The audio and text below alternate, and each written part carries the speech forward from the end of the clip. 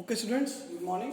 So, till now we have studied S block elements, P block elements, D block elements, and their properties. Now we are going to study F block elements and their properties. ठीक है ना? F block elements and their properties. ठीक है ना? तो आज हम F block पढ़ेंगे. F block क्या है, कैसे है, ये सब जानेंगे. देखो, तो सबसे नीचे आपका पीरियड टेबल में गिवन है, वो क्या है बेटा? F block. अगर आप अपनी NCERT खोल लो तो आपको NCERT में पेज नंबर 80 पे ऐसा एक डायग्राम आपको मिल जाएगा. ठीक है ना? ऐसा एक डायग्राम मिल जाएगा बेटा. दिख रहा है ये डायग्राम? ठीक है ना? ये डायग्राम दिख जाएगा आपको. ठीक है ना? ये क्या है बेटा? आपका पीरियोडिक टेबल का डायग्राम है. This is the diagram of your periodic table. तो इसमें जो ये जो नीचे है, ये क्या है बेटा? एफ ब्लॉक एलिमेंट है, जिसको हमने मेन पीरियोडिक टेबल में अंदर नहीं रखा है. क्यों नहीं रखा है? वो रीज़न ये है कि यहाँ पर जो फाइनल जो आपका इलेक्ट्रॉन होता है वो एफ ऑर्बिटल में भरता है. पहली बात तो ये, और इसलिए हम इसको डी ब्लॉक में रख सकते थे. दूसरी बात ये कि इनकी प्रॉपर्टीज़ एग्जैक्टली वैसे मैच नहीं कर रही थी, इसलिए इनको क्या रखा गया? अलग रखा गया. क्योंकि प्रेजेंस ऑफ एफ ऑर्बिटल की वजह से क्या होता है, इनकी प्रॉपर्टी डिफर कर जाती है और ये कुछ एनोमैलिटी क्रिएट कर देते हैं. दैट्स वाई इनको क्या रखा गया है? एकदम अलग रखा गया है आपकी पीरियोडिक टेबल से. तो कितने पीरियड हैं इसके पास? ये कौन सा? एक तो 6 पीरियड होता है और एक 7th पीरियड होता है. ठीक है ना? 6 पीरियड को हम कहते हैं लेंथेनॉइड. कल मैंने आपको बता दिया लेंथेनॉइड कहते हैं. ठीक है ना? और इसको क्या कहते हैं बेटा? एक्टिनॉइड्स.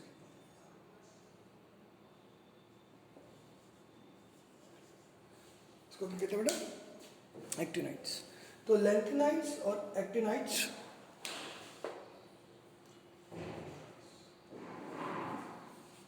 लेंथेनॉइड्स और एक्टिनॉइड्स जो हैं वो आपके क्या हैं बेटा? आपके दोनों आपके पीरियड्स को बोला जाता है जो भी आपके एफ ब्लॉक के हैं. लेंथेनॉइड शुरू कहाँ से होते हैं? आपने देखा होगा CE लिखा हुआ है. ठीक है ना? CE एलिमेंट जो है उसका नाम आप सबसे पहले देखेंगे कि उसका नाम क्या है. तो CE का नाम है सेरियम. ठीक है ना? और नीचे TH से शुरू होता है, उसका नाम है थोरियम. ठीक है ना? तो CE से शुरू यानी कि 58 नंबर से शुरू होकर कहाँ तक जाते हैं? ये 58 से जाते हैं 71 तक. ठीक है ना? और 58 से 71 ये जाते हैं. ठीक है ना? और नीचे वाले कहाँ से शुरू होते हैं? नीचे वाले शुरू होते हैं आपके 89 से 90 से सॉरी 90 से शुरू होते हैं. नीचे वाला आपका 90 से शुरू होता है और कहाँ तक जाता है बेटा? 103 तक. कहाँ तक जाता है बेटा? 103 तक. ठीक है? तो these are your F block element, lanthanoid and actinoids. ठीक है ना? इनके ट्रेंड्स के बारे में हम लोग ट्रेंड्स जो है वो पूरे बाद में पढ़ेंगे. सारे ट्रेंड्स के एटॉमिक रेडियस पे क्या इफेक्ट पड़ता है, उसकी क्या कहते हैं कि उसकी इलेक्ट्रॉनेगेटिविटी कितनी है, आयनाइजेशन एंथैल्पी कैसे बढ़ रही है, किस डायरेक्शन में जाएंगे, क्या होगा, वो सब ट्रेंड्स हम बाद में पढ़ेंगे. वो सेकंड पार्ट है आपका. अब इसमें आपको इससे मॉडर्न पीरियोडिक टेबल के बारे में जानना है कि क्या है, कैसे है ये एफ ब्लॉक, पी ब्लॉक. क्योंकि अभी आपको अभी पता चला कि ऑर्बिटल्स क्या होता है पिछले चैप्टर में, इसलिए इसको प्रॉपरली आपको समझाया जा रहा है, दिखाया जा रहा है. अब इसकी प्रॉपर्टीज़ कल मैंने लेंथेनॉइड एक्टिनॉइड के बारे में आपसे डिस्कस कर लिया था, लेकिन आपको प्रॉपर्टीज़ नहीं लिखवाई थी लेंथेनॉइड एक्टिनॉइड. तो लेंथेनॉइड्स और एक्टिनॉइड्स की प्रॉपर्टीज़, ठीक है ना, जो आपको लिखनी है, दैट इज एफ ब्लॉक की प्रॉपर्टी लिखनी है. तो आप वो प्रॉपर्टीज़ लिख लीजिए. यहाँ कैरेक्टरिस्टिक्स बोलो उसे आप. तो आप लिखो बेटा general characteristics of F block elements. ठीक है ना? General characteristics of F block element. तो पहला कैरेक्टरिस्टिक क्या है? सबसे पहला है कि दे आर हैवी मेटल्स. ठीक है ना? पहला क्या है बेटा? They are heavy metals. Heavy सारे के सारे मेटल्स होते हैं. खासियत क्या है? सारे के सारे मेटल्स होते हैं. All are metals and they are heavy. क्योंकि उनका देखो आपने देखा है नंबर कहाँ से कहाँ तक जा रहा है. ऐसे ही इस हिसाब से मास भी बहुत ज़्यादा होता है. ठीक है ना? आप ये देख लो कि इसमें बीच में 92 नंबर पे यूरेनियम आता है, उसका जो एटॉमिक मास होता है वो 238 होता है. ठीक है ना? जो इंपॉर्टेंट है वो मैं आपको बता दे रहा हूँ. उसका मास होता है 238. इनकी जो भी सीरीज होती है, दोनों सीरीज लेंथेनॉइड और एक्टिनॉइड्स जो सीरीज होती है, इनको क्या बोलते हैं बेटा? इनको एफ ब्लॉक एलिमेंट बोलते हैं. और जितने भी यूरेनियम के बाद जो भी आपके एलिमेंट्स होते हैं, जितने भी 11 एलिमेंट आपके यूरेनियम के बाद आते हैं, उनको क्या कहते हैं हम लोग? इसके बाद जितने भी एलिमेंट्स आते हैं उनको कहते हैं ट्रांस यूरेनियम एटम. कल मैंने एक क्वेश्चन कराया था यूरेनियम एटम्स. ठीक है? क्या कहते हैं बेटा इसको? ट्रांस यूरेनियम एटम कहते हैं. ठीक है ना? जितने भी 92 के बाद आते हैं, यानी कि 93 से लेकर 103 तक जितने भी आपके टोटल आपके 11 एटम्स हैं, या फिर एलिमेंट्स का 11 टाइप्स ऑफ एटम्स हैं, या फिर 11 एलिमेंट्स हैं, ये सारे के सारे किस नाम से जाते हैं? ट्रांस यूरेनियम के नाम से जाने जाते हैं. ठीक है ना? तो आप सेकंड थिंग ये लिख सकते हो कि क्या कहा जाता है? From 93 to 103 all the atoms having atomic number from 93 to 103 are known as transuranium atoms. ठीक है ना?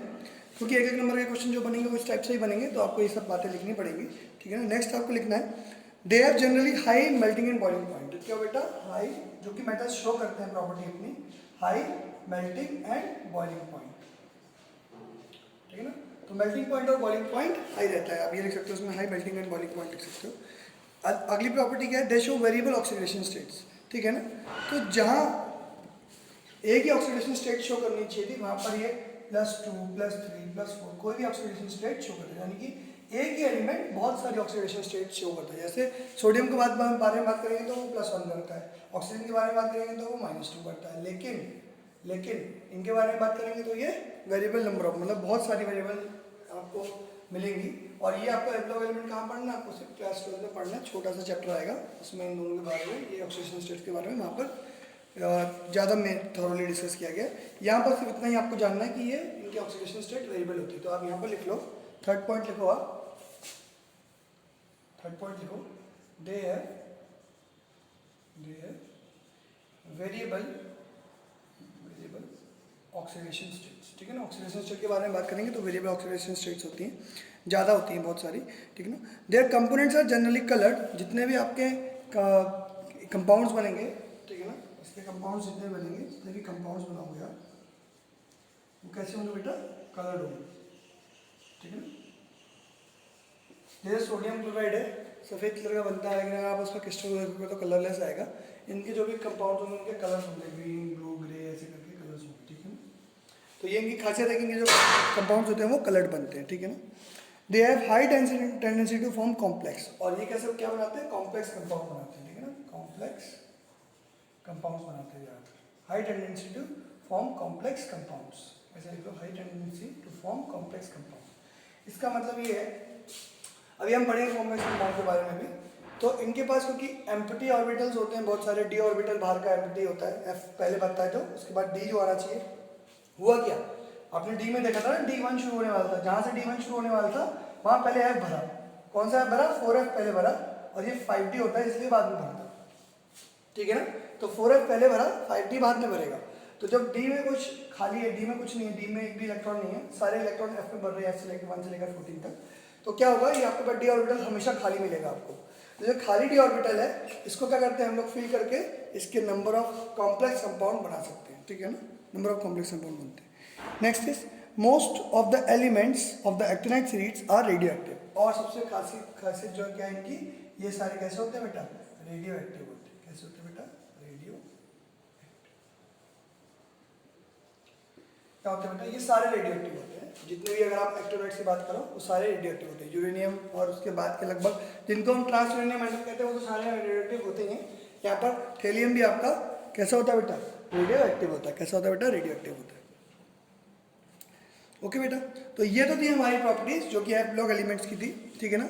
इसके बारे में हम डिस्कस करेंगे what are metals and non metals और मेटलॉइड्स, और इनको कैसे डिफाइन कर रखा है हमारे एसपीडीएफ में। पूछा जाता है कई बार कि एसपीडीएफ में कहाँ कहाँ कितने मेटल्स क्या हैं, तो उसके बारे में आप लिख लो। बस जनरल से छोटी सी 2-3 बातें हैं, वो 2-3 बातें आपके सामने बस आ जाएंगी तो काम आप कंप्लीट कर पाओगे, ठीक है ना। तो लिख लेते हैं बातें। तो यहाँ आपका एफ ब्लॉक एलिमेंट भी खत्म होता है। तो मैंने आपको सारे के सारे ब्लॉक एलिमेंट्स के बारे में बता दिया है, उनकी क्या क्या कैरेक्टरिस्टिक्स हैं उसके बारे में बता दिया है। अब आपको क्या जानने को मिलेगा, आपको यह जानने को मिलेगा कि क्या मेटल्स और नॉन मेटल्स होते हैं उसमें, ठीक है। तो नॉन मेटल्स और नॉन मेटल्स के बारे में हम एक बात करेंगे, उसके बाद मैं आपको कुछ इंपॉर्टेंट बात बताऊंगा, ठीक है ना। कुछ इंपॉर्टेंट 1-2 क्वेश्चन दूंगा, वो आप क्वेश्चन आपको समझ में आएंगे कैसे आपको उन क्वेश्चन को डील करना है। तो देखते हैं पहले कुछ मेटल नॉन मेटल्स के बारे में देख लेते हैं। तो अभी तक जो भी हमने एसपीडीएफ पढ़े, इन एडिशन टू दैट, ठीक है ना, all the elements can be broadly divided into 3 categories. All the elements are divided into 3 categories, broadly categorized: metals, non-metals, और third is your metalloid. इसको हम सेमी मेटल्स के नाम से भी जान सकते हैं, सेमी मेटल्स। जब आप इसको इलेक्ट्रिकल कंडक्टिविटी के हिसाब से डिफरेंशिएट करोगे तो इनको आप कंडक्टर्स कहते हो, इनको इंसुलेटर्स कहते हो, और बीच वालों क्या कहते हो आप, सेमी कंडक्टर्स। ये भी हम आगे पढ़ेंगे, ठीक है ना। इतना समझ लेते हैं मेटल्स नॉन मेटल्स, ठीक है ना। तो मेटल्स कितने होते हैं, लगभग 78% जो भी आपके एलिमेंट्स आपको नोन है वो क्या है, सारे के सारे मेटल्स हैं। सारे क्या है बेटा, वो मेटल्स है। तो 78% of the known elements that appear in the periodic table in the left side of the periodic table is metals, ठीक है ना। हमने देखा था, मैंने आपको पी ब्लॉक में जो ऐसे करके यहाँ पर मैंने लास्ट में से सीढ़ी बना के इधर की तरफ मेटल दिखाए थे, और इस जगह पे क्या क्या दिखाए थे, मेटलॉइड्स दिखाए थे, फिर उसके बाद सारे नॉन मेटल्स बोले थे। तो इसके इधर पूरी की पूरी पीरियोडिक टेबल में, ठीक है ना, जो डी ब्लॉक हो गया, जो एस ब्लॉक हो गया, और पी ब्लॉक का ये वाला पार्ट और एफ ब्लॉक, ये सारे के सारे क्या है बेटा, ये सारे के सारे हैं आपके मेटल्स। क्या है बेटा, आपके मेटल्स है। ये सारे के सारे क्या है बेटा, आपके मेटल्स हैं। ये बात समझ में आई बेटा आपको, ठीक है। तो मेटल्स इस वजह से 78% जितने भी आपके एलिमेंट्स होंगे, ठीक है ना, वो एटम एलिमेंट्स क्या है बेटा, आपके मेटल्स हैं, ठीक है ना। तो एस डी और एफ ब्लॉक, ये तो पूरे के पूरे मेटल्स हैं, ये सारे के सारे मेटल्स हैं, ठीक है ना। एस डी और एफ ब्लॉक सारे के सारे मेटल्स हैं। तो मेटल्स कौन कौन से होता है, एस बी और एफ ब्लॉक सारे मेटल्स हैं, and some of P block, ठीक है ना। मेटल्स में किसी ब्लॉक को नहीं छोड़ा, सारे ब्लॉक्स में मेटल्स आपके पाए जाते हैं, ठीक है ना। इनकी प्रॉपर्टीज क्या है, मेटल्स की प्रॉपर्टीज देख लेंगे 2-3। सबसे पहली प्रॉपर्टी ये होती है कि यूजुअली सॉलिड होते हैं रूम टेम्परेचर पे, इसी वजह से they are solid at room temperature. That means इनका मेल्टिंग पॉइंट और बॉइलिंग पॉइंट हाई होता है, जिसकी वजह से रूम टेम्परेचर पे सॉलिड होते हैं। अगर मेल्टिंग पॉइंट हाई होगा तभी तो सॉलिड होंगे, मेल्टिंग पॉइंट लो होगा तो यानी कि मेल्ट दिखेंगे तुम्हें। इसमें एक्सेप्शन है आपके पास, क्या एक्सेप्शन है आपके पास, आप पहले पढ़ते आ रहे हो एक्सेप्शन, कौन सा एक्सेप्शन है बेटा आपके पास, सर मरकरी, क्या बेटा, मरकरी आपके पास यहाँ पर एक्सेप्शन है, जो कि कैसे होता है बेटा, मरकरी कैसे होता है बेटा आपका, mercury is your liquid in nature, ठीक है ना। जब रूम टेम्परेचर पे बात करते हैं तो मरकरी कैसा होता है, लिक्विड होता है, ठीक है ना। मेटल्स लाइक गैलियम, सीजियम और फ्रेंशियम, जो फर्स्ट यहाँ पर आस ऑर्बिटल में जो एस ब्लॉक में पहले जो ग्रुप 1 होता है उसमें कौन सा है बेटा, फ्रेंशियम, सीजियम और कौन सा है बेटा, गैलियम। फ्रेंशियम और सीजियम तो यहाँ आते हैं और गैलियम आपको इधर मिलता है पी ब्लॉक में, ठीक है ना। तो पी ब्लॉक में मिलता है गैलियम। ये 3 जो मेटल हैं इनका मेल्टिंग पॉइंट जो होता है वो थोड़ा सा लो होता है। कितना लो होता है देखेंगे, ठीक है ना। तो गैलियम का होता है 303, गैलियम का 303 होता है, ठीक है ना। कैल्शियम का होता है 302, सॉरी सीजियम का होता है कितना होता है 302, और 300 होता है फ्रेंशियम का, ठीक है ना। इसका 302 होता है, उसका 300 होता है। इसको ऑर्डर में लिखना चाहिए था, ऑर्डर में लिख लेता हूँ मैं, यस सी एस लिख लेता हूँ, गैलियम, सीजियम और फ्रेंशियम डिक्रीजिंग ऑर्डर में लिख लेते हैं, ठीक है ना, डिक्रीजिंग ऑर्डर में लिख लेते हैं। गैलियम, सीजियम और फ्रेंशियम ये इनके क्या है बेटा, टेम्परेचर है, कैल्विन में है। तो अगर आप 298 कैल्विन जो हम मानते हैं, क्या मानते हैं, रूम टेम्परेचर मानते हैं, इससे इनका जो मेल्टिंग पॉइंट होता है वो थोड़ा ऊपर है, ठीक है ना। यहाँ पर 5 डिग्री ऊपर है, यहाँ पर 4 डिग्री ऊपर है, यहाँ पर 2 डिग्री ऊपर है, ठीक है ना। तो हमको यहाँ देख कर ये समझ में आता है कि ये रूम टेम्परेचर पे एटलीस्ट मेल्ट तो नहीं करेंगे, ठीक है ना, ये मेल्ट तो नहीं करेंगे, लेकिन लो है इनका मेल्टिंग पॉइंट, मतलब कि थोड़ी सी भी गर्मी बढ़ जाएगी। फॉर एग्जांपल अब गर्मियों की बात करें तो ये आपको कैसे मिल जाएंगे, आपको लिक्विड फॉर्म में मिल जाएंगे। जैसे आप नारियल के तेल को देखते हो, गर्मियों में लिक्विड होता है, सर्दियों में फिर वापस जम के सॉलिड हो जाता है, ठीक है ना। ऐसा ही कुछ इनका बिहेवियर भी होता है, थोड़ा सा गर्मी ज़्यादा हो जाती है तो ये लिक्विड हो जाता है, नहीं तो ये सॉलिड रहते हैं ठंडियों के समय पर, ठीक है ना। तो ये मेटल्स ऐसे हैं, तो यानी कि इन मेटल्स को ना हम इनकी तारें बना सकते हैं, तार बनाएंगे पिघल जाएगी तार, ठीक है ना। शीट्स बनाएंगे डक्टाइल, पिघल जाएगी शीट्स, डक्टाइल होंगे, शीट्स बनेंगी, लेकिन ठंड में शीट्स मिलेंगी, और गर्मियों में क्या होगा, आपको फिर से वापस वो वाटर में, लिक्विड में कन्वर्ट हो जाएगी, ठीक है ना। तो लिक्विड शीट्स हमारे किसी काम की नहीं होती है। तो ऐसे मतलब किसी कहीं टेंसाइल स्ट्रेंथ की जरूरत होती है, तो उस जगह पर हम इन मेटल्स को यूज़ नहीं कर सकते, इन मेटल्स को यूज़ नहीं कर सकते। मेटल्स की high melting boiling point property होने की वजह से उनकी किसी की स्ट्रेंथ ज़्यादा होती है, टेंसाइल स्ट्रेंथ ज़्यादा होती है, तो इनको हम लोग वायर्स और शीट्स के लिए यूज़ कर सकते हैं, ठीक है ना। नेक्स्ट क्या है बेटा, they are good conductors of heat and electricity, ये तो पढ़ते आ रहे हैं, ठीक है ना, गुड कंडक्टर्स, इसीलिए इनको कंडक्टर्स नाम से ही बुलाया जाता है, गुड कंडक्टर्स, ठीक है ना, ऑफ हीट एंड इलेक्ट्रिसिटी, इसलिए नाम बताया हीट एंड इलेक्ट्रिसिटी का गुड कंडक्टर, ठीक है ना। Next is they are malleable and ductile, जो मैंने आपको बता दिया कि मेलिएबल और डक्टाइल होते हैं। तो ये कुछ प्रॉपर्टीज होती हैं इनकी, मेलिएबल एंड डक्टाइल, ठीक है। ये प्रॉपर्टी आप लिख लीजिए कि मेलिएबल डक्टाइल होता है। मेलिएबल का मतलब होता है to be drawn into sheets, drawn into sheets, इसको मतलब हथौड़ा मार मार के आप उसकी शीट्स बना सकते हैं। And ductile means to be drawn into wires, आप इसकी तारे बना सकते हो, ठीक है, you can be drawn into wires, ठीक है ना। तो ये बात समझ में आ रही है बेटा आपको, ये आपकी सारी प्रॉपर्टी है मेटल्स की। उसके बाद हम नॉन मेटल्स के ऊपर चलते हैं। तो नॉन मेटल्स बहुत कम है, ठीक है ना, उनको आप उंगलियों पे गिन सकते हो। लगभग कितने हैं बेटा ये? 18। कितने बेटा? Only 18 are non metals, sorry only 18 are non metals and they are hydrogen को आप नॉन मेटल में गिनते हो। Hydrogen carbon phosphorus, nitrogen oxygen fluorine, ठीक है ना। उसके बाद नीचे चलते जाएंगे, फॉस्फोरस, सल्फर,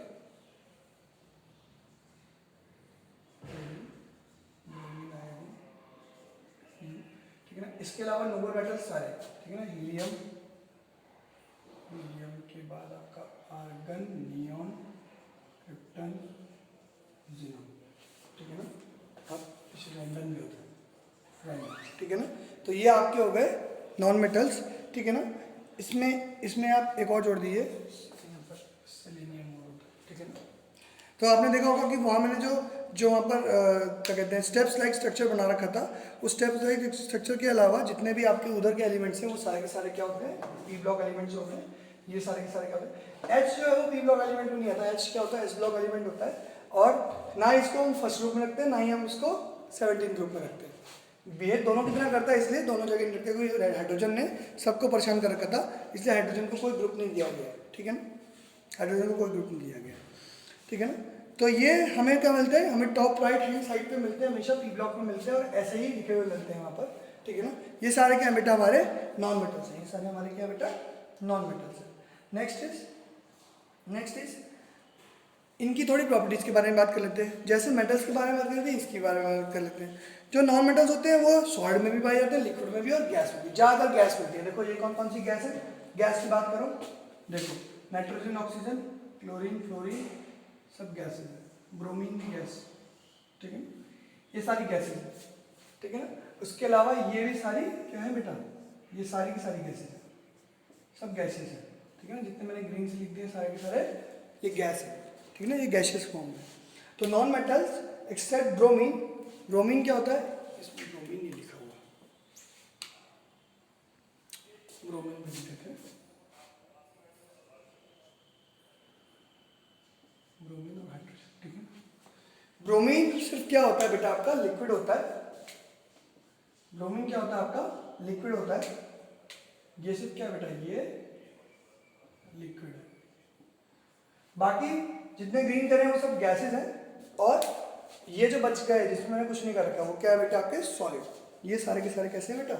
सॉलिड है नेचर में, ठीक है ना। तो except bromine is liquid either, जहाँ तो वो सॉलिड्स में मिलेंगे आपको, गैसेस में मिलेंगे, इसमें रूम टेम्परेचर में, और इनका मेल्टिंग पॉइंट बहुत लो होता है, ठीक है ना।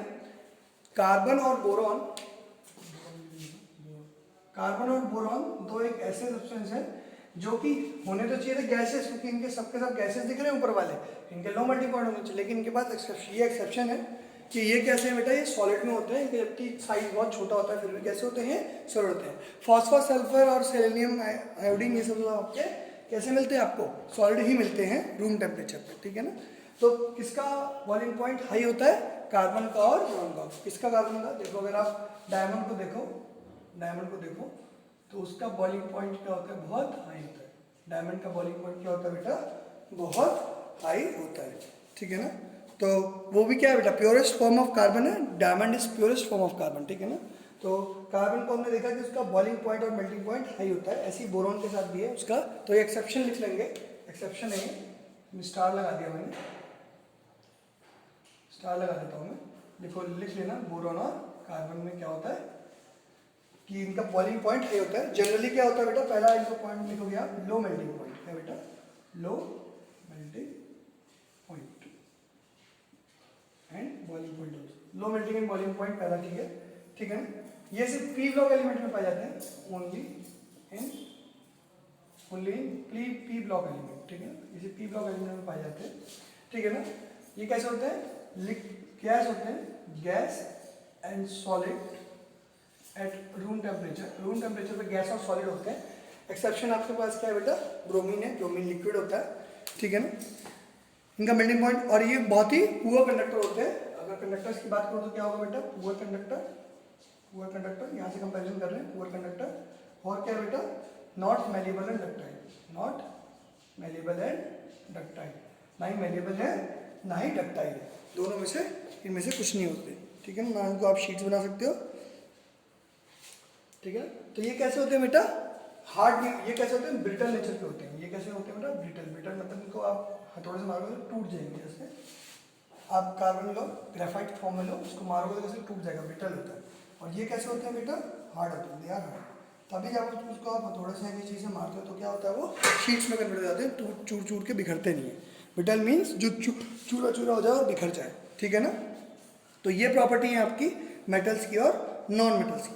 अगर मैं ट्रेंड की बात करूं तो टॉप टू बॉटम क्या होता है, metallic character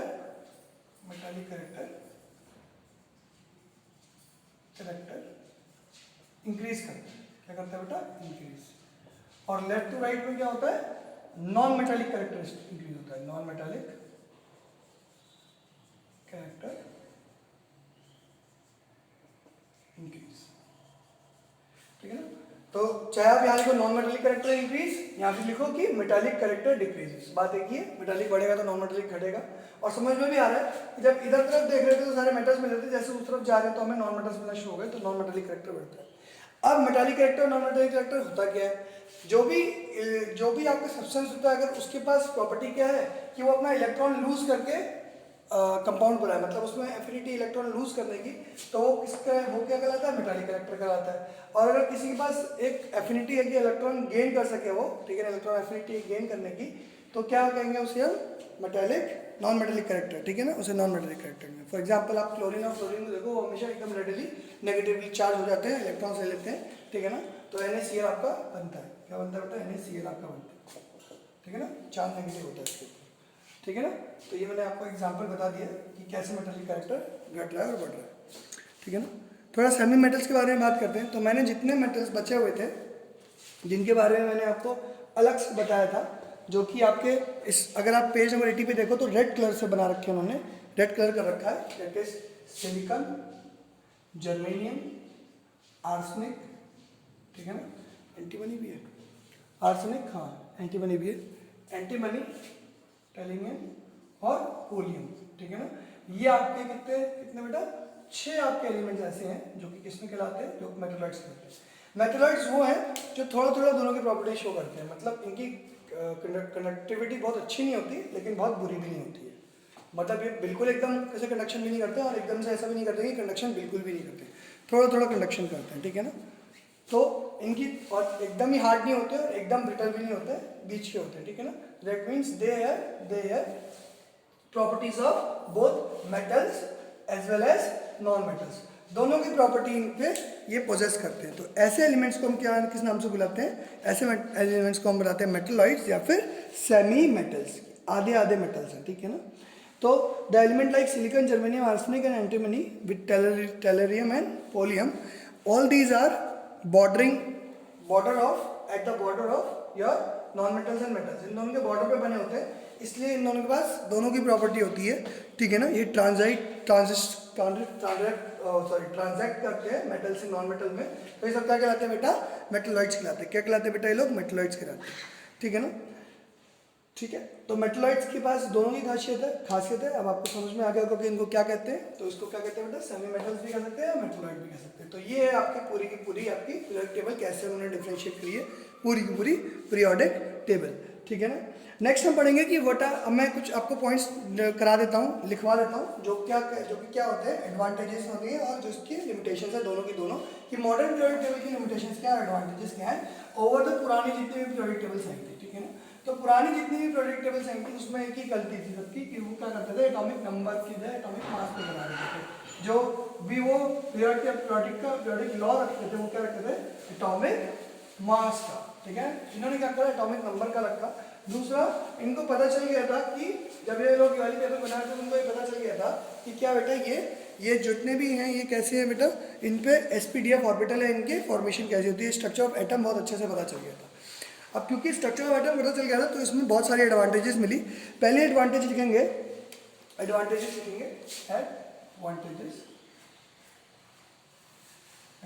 of modern periodic table, ठीक है ना, जो इसकी लॉन्ग फॉर्म टेबल है, ठीक है ना, उसकी एडवांटेजेस क्या हैं। सबसे पहले it relates the position of element in the table to its electronic configuration, ठीक है ना। तो जिसकी पोजीशन है, पोजीशन किससे रिलेटेड है, पोजीशन रिलेटेड टू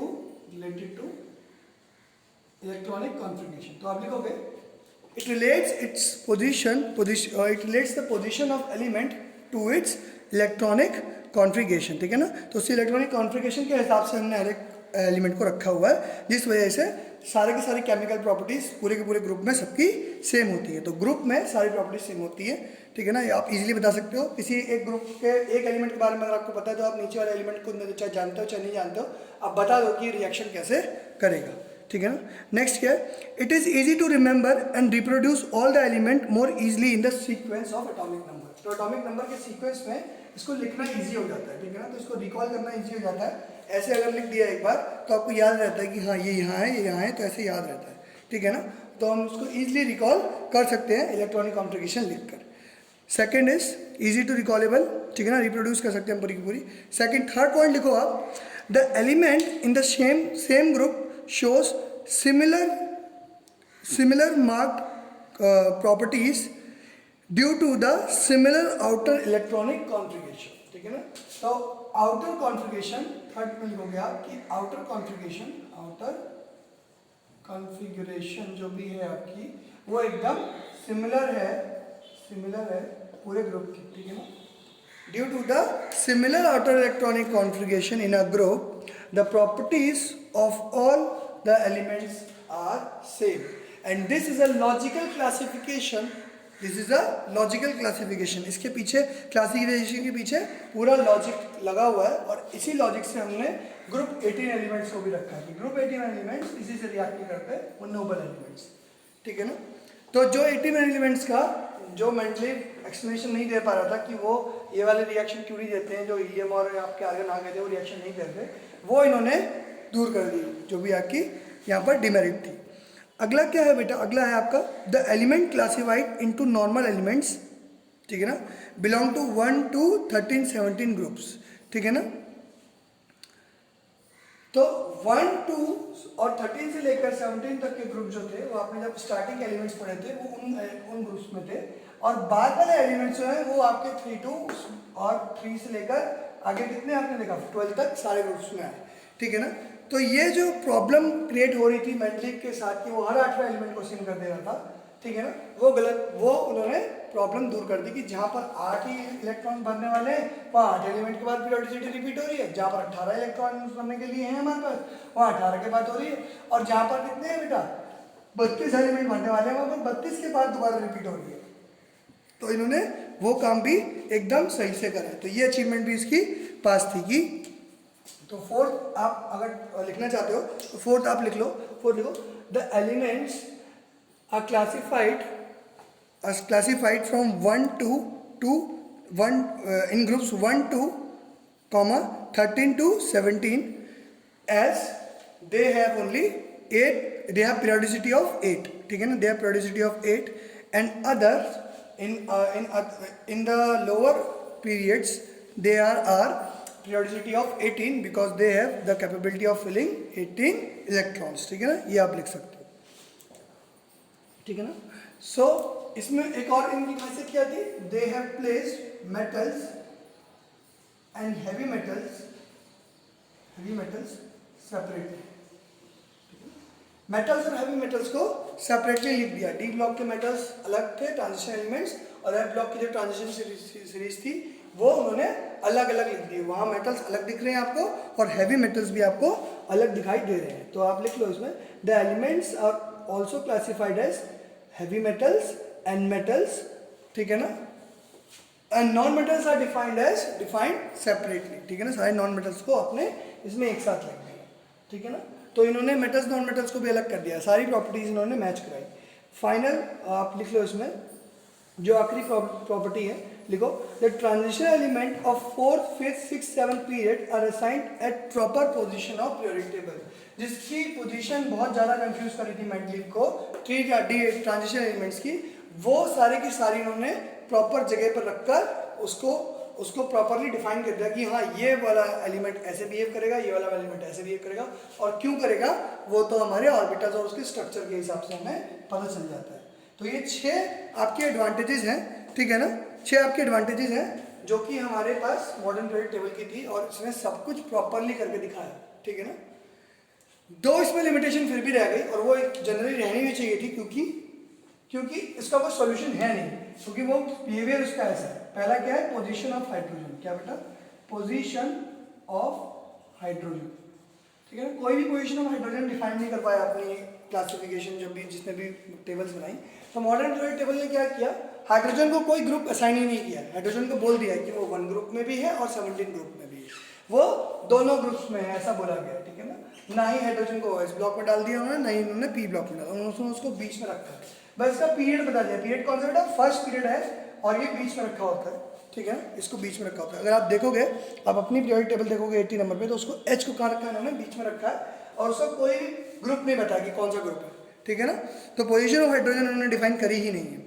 और सेकंड क्या है कि लैंथेनाइड एक्टिनाइड को जो उन्होंने अलग किया वो क्योंकि पूरी ग्रुप के साथ नहीं है, ठीक है ना, इसलिए इसको हम लोग वैसे तो ये इनकी एडवांटेज है, लेकिन इसको ये डिसएडवांटेज में इसलिए गिन रहे हैं, इसमें हम गिनेंगे कि उनका प्रॉपर अकोमोडेशन है नहीं हमारी पीरियोडिक टेबल में, उनको पीरियोडिक टेबल से एकदम बाहर अलग रखा गया है, ठीक है ना। तो आप इसके लिए लिख लोगे सेकंड पॉइंट के लिए, पहले तो पॉइंट आप पोजीशन ऑफ हाइड्रोजन लिख लो, इज नॉट डिफाइंड, लिखो position of hydrogen is not defined as it behaves like group 1 and group 17 both। और आप lanthanide actinide के लिए लिखेंगे lanthanide and actinides have not been accommodated in the main body of periodic table, ठीक है ना, instead they have been placed at bottom of the periodic table, ठीक है ना, जो कि हमने मेंडलीव की मॉडर्न मॉडिफाइड पीरियोडिक टेबल में भी करा है, लेकिन अब आपके कोर्स से मेंडलीव मॉडर्न पीरियोडिक टेबल हट गई है, इसलिए वो पढ़ाया नहीं गया, ठीक है ना। मेंडलीव की modern periodic table we haven't studied because वो हमारे सिलेबस से हट गई। हमारे सिलेबस से स्टार्ट कहाँ से हो रहा है, सिर्फ डायरेक्ट पीरियोडिक टेबल से शुरू हो रहा है, तो दैट्स व्हाई मैं आपको सिर्फ पीरियोडिक टेबल पढ़ा रहा हूँ, ठीक है ना। तो ये थी आपकी लिमिटेशंस और प्रॉपर्टीज। तो फर्स्ट पार्ट आपका इस चैप्टर का खत्म हो गया है, जहाँ तक आपको ये बताना था कि पीरियोडिक टेबल है क्या, कैसे बनी, क्या है, किसमें इसके एडवांटेजेस हैं, कैसे डिसएडवांटेजेस। अब जब ये पीरियोडिक टेबल बन गई है तो इसके जो हमें फ़ायदे उठाने हैं वो मैं आपको बताऊंगा कि कैसे इसके ट्रेंड फॉलो होते हैं कि ग्रुप में कैसे होता है, और डाउन द ग्रुप कैसे होगा, और पीरियड्स में के समय में मैं इधर से इधर बढ़ूंगा, लेफ्ट टू राइट बढ़ूंगा, तो मैं कैसे हमारे जो हर एक एलिमेंट है वो कैसे बिहेव करेगा, कौन सा करेक्टर बढ़ेगा, कौन सा करेक्टर घटेगा, ठीक है ना, ये सब डिपेंड करेगा, साइज बढ़ेगा, साइज घटेगा, वो कैसे होगा, वो सब हम आगे डिस्कस करने वाले हैं। और ट्रेंड्स हमें याद हो जाएंगे, एक बार ट्रेंड याद करना और हमें सब याद हो जाएगा, ठीक है ना। हम बता सकते हैं कि कौन सा एलिमेंट ज़्यादा बड़ा है, कौन सा एलिमेंट छोटा है साइज में, ठीक है ना, ये सब चीज़ें हम बता पाएंगे। तो थैंक यू क्लास। कुछ क्वेश्चंस नेक्स्ट क्लास में पूछे जाएंगे, ठीक है ना। स्टार्ट होते ही क्लास के स्टार्ट में कुछ प्रॉब्लम्स मैं लेके आऊँगा, वो प्रॉब्लम्स पहले डिस्कस करेंगे और फिर आगे बढ़ेंगे, ठीक है ना। Thank you.